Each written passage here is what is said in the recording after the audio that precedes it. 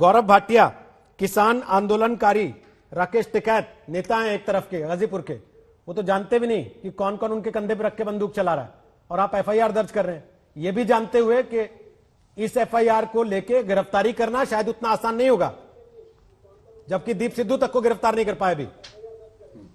देखिए, पहले आपकी दीप सिद्धू वाली बात का उत्तर दे दूं। आपने प्रश्न किया, दीप सिद्धू के खिलाफ पुलिस कार्रवाई कर रही है, इनाम भी घोषित किया गया है, और वो दिन दूर नहीं है कि दीप सिद्धू जैसे उपद्रवी जेल की सलाखों के पीछे हों। दूसरी बात आपने कहा टिकैत जी नहीं जानते कौन समर्थन कर रहा है। दूसरी बात मैंने कही ग्रेटा की गिरफ्तारी, टिकैत जी तो तीसरी बात है।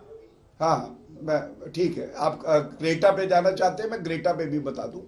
देखिए, आपने कहा स्वीडन की बात करी, स्वीडन के बारे में मैं यही कहूंगा, हमें ग्रेटा जी से या स्वीडन से या किसी भी देश से कोई सर्टिफिकेट नहीं चाहिए, और कानून के तहत जैसा आपका चैनल जानकारी दे रहा है, एफआईआर दर्ज हो गई है तो कानून से ऊपर चाहे ग्रेटा हो चाहे कोई भी हो। सर, एफआईआर दर्ज केवल इसीलिए होती है कि एफआईआर दर्ज करनी है और लोगों को बताना है कि हमने एफआईआर दर्ज कर ली है, या उस पर कार्रवाई करने के लिए होती है? इसीलिए मैं पहले सवाल से पूछ रहा हूं, ये खाने के दांत हैं या दिखाने के? मैं उत्तर देने के लिए हूं। ये क्रिश्चियन मिशेल के लिए भी ऐसे ही कहा जाता था कि कभी लौट के नहीं आएगा। क्रिश्चियन मिशेल आया। नीरव मोदी जब अरेस्ट हुआ था ना लंदन में, मैं आपको बताऊं रोहित जी, आपके कार्यक्रम में मैं था और आपने मुझसे एक बात कही, 2 दिन में बाहर आ जाएगा।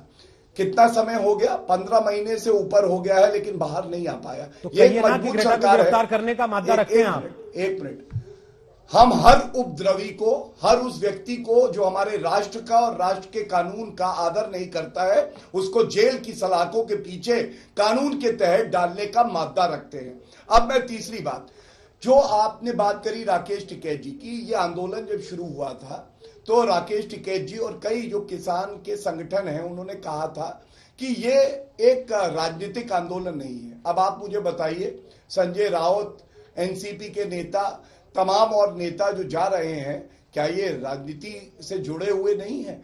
तो ठीक है, सब अपनी अपनी तरीके से बात रख रहे हैं। हम लोग बातचीत उनसे करेंगे जिनकी आस्था संविधान में हो, जिनकी आस्था हो हमारे देश की अखंडता में। लेकिन कोई भी उपद्रवी जो हमारे तिरंगे का अपमान करेगा, उनसे बातचीत नहीं हो सकती है। मैं ये बात बिल्कुल स्पष्ट करना चाहता हूं। ठीक है। अखिलेश प्रताप सिंह, आज विपक्ष के सारे नेता बस में बैठ के गाजीपुर बॉर्डर गए।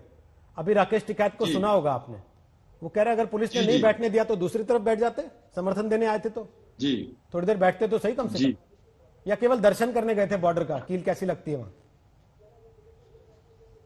ये दर्शन आदरणीय मोदी जी कर लेते हैं, क्योंकि वो देश के प्रधानमंत्री हैं। इन किसानों ने खुद कहते हैं कि हम उनको वोट देकर जिताए हैं, तो ये तो उनके चौखट पे इतने दिनों से लोग बैठे हैं, और कम से कम इतनी तो कटसी होती है कि मेरे दरवाजे पे कोई बैठा है, निकल के मिलने हालचाल पूछ लें। ये तो उनका धर्म बनता है, वो क्यों नहीं कर ले रहे हैं? करना चाहिए था, आज ये समस्या फिर नहीं होती। अपने जग हसाई के लिए ये केंद्र की सरकार कैसे कैसे रोजाना आमंत्रण दे देती है, और अपनी जग हसाई देश में और विदेशों में करानी शुरू कर चुकी है। ये सब चीजें क्या हो रहा है? दूसरों की बातें करते हैं। दिल्ली में अभेद लाल किला, उसकी प्राची पे जब कभी कोई पहुंच ही नहीं सकता है, बिना इतने लोहा लाट दरवाजे हैं उसके, इतनी सुरक्षा चौकियां हैं, उसके बाद उस पे लोग पहुंच जा रहे हैं। और गृह मंत्री जी खामोश हैं। एक विफल गृह मंत्री अभी तक बर्खास्त क्यों नहीं किए गए? दिल्ली के लाल किले में लोग पहुंच जा रहे हैं, न वो बर्खास्त किए जाते हैं, और जो उसके लाल किले के प्राची पे पहुंचने वाले और वहां पे जो उन लोगों ने गैर कानूनी कृत्य किया, उसके अगुआ को दिल्ली की पुलिस ढूंढ भी नहीं पा रही है। मैं उत्तर देना, ये रिश्ता क्या कहलाता है?